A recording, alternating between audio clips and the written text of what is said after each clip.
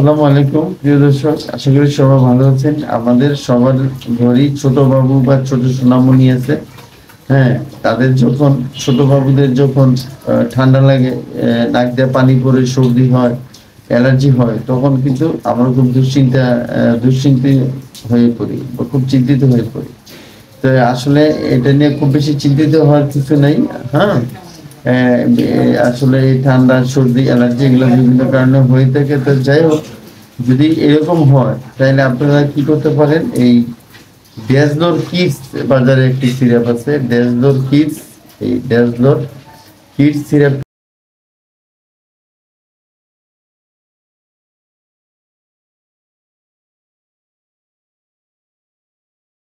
আপনারা বাচ্চাদেরকে দিতে পারেন।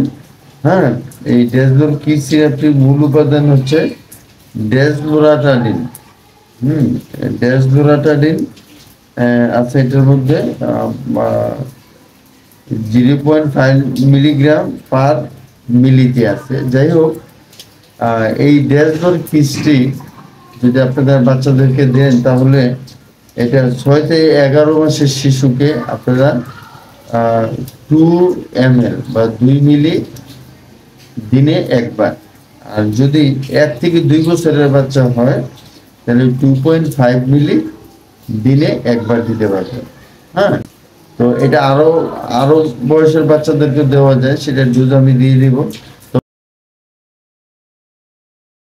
তবে মোট কথা হচ্ছে যে এই ড্যাজলোর কিডস বা এই ড্যাজলোরাটাডিন, এই পেডিয়াট্রিক ডোজটি, এটা একটা পেডিয়াট্রিক ডোজ।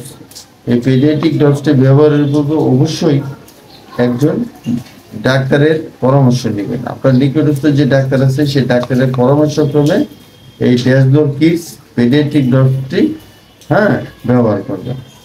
তো আশা করি এই ভিডিও আপনাদের উপকার করবে। থ্যাংক ইউ, সবাই ভালো থাকবেন।